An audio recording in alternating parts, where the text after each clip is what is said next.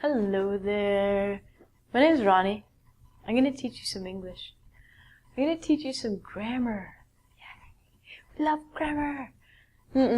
Grammar is hard, difficult, confusing, nerve-wracking. I hope to make this really, really simple for you. I'm going to teach you about conditionals. Now, a lot of people get really mixed up and confused and hate conditionals. I'm here to make it easy for you. In English, we have 4 conditionals. I'm going to teach you 2. These are the easiest, and you'll get them, I promise. Conditionals in English always start with if or when. Most of the times they're going to start with if, but you can also use when. So, the first one I'm going to teach you is zero conditional. Zero conditional, you can think of as something that is always 100% true. Is anything really 100% always true? That's a debate. But if you think of things that I like to call scientific things, things that have been tested and tried, experimented upon, you're going to come to the realization that some things are and will be 100%. Scientific things. Let's look at this first example. If ice melts, it becomes water. Always true.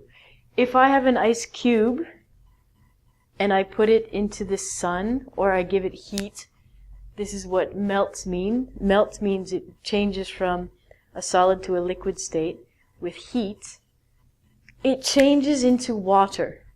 Unfortunately, it doesn't change into beer or money or gold or chocolates.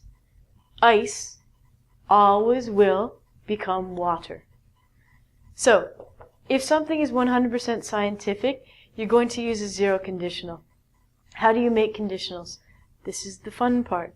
As I told you, conditionals usually start with if, or we can use when. So a zero conditional is if plus the subject plus the base verb.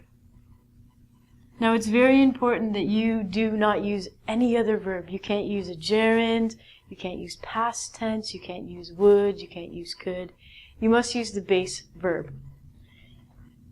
So, if subject plus base verb, subject plus base verb, again.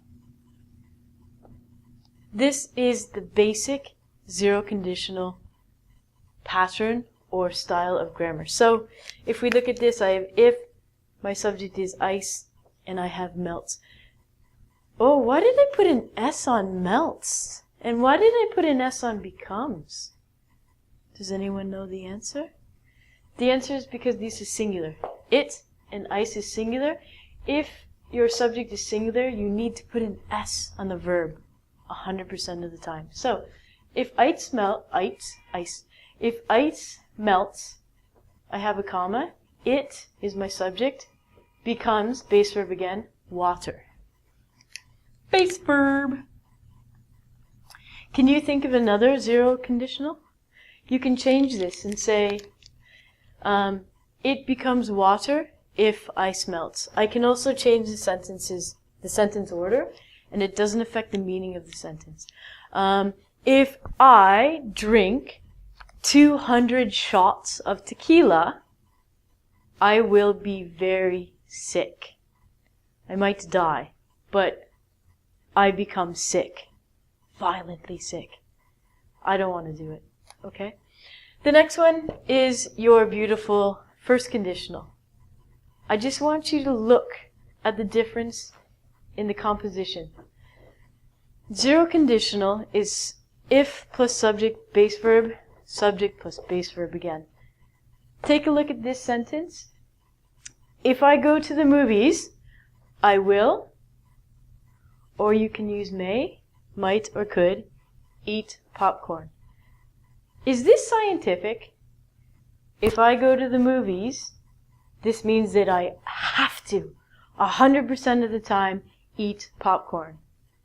Not scientific. Some people don't even like popcorn.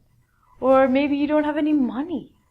Or maybe you want chocolate instead of popcorn. So, in the first conditional, the basic thing of it is not scientific. It cannot be 100%. But it's things that are probable. It means it's likely to happen, or most of the time, this is true. So most of the time, when people go to the movies, they eat popcorn. Let's look at the structure of this one. In the zero conditional, this is the structure. Can you tell me what's different about the first conditional? We have if plus subject plus base. So this is going to be the same. If plus subject plus base. Then again we have subject. Uh-oh, what are these guys doing here? Oh no! These are called modals. The modals in English are will, may, might, and could. In the zero conditional, we do not use a modal. It's bad. So, the only difference in structure between zero and first conditional is first conditional, you must use a modal. That's it. Yay, it's so easy. Wow, okay. So, if subject plus base, subject plus modal, and we don't even change the verb. It's the same base verb. Plus base. If you have any questions, or if you would like to request a video, go to ingvid.com. And you can do that, and I will answer. I promise.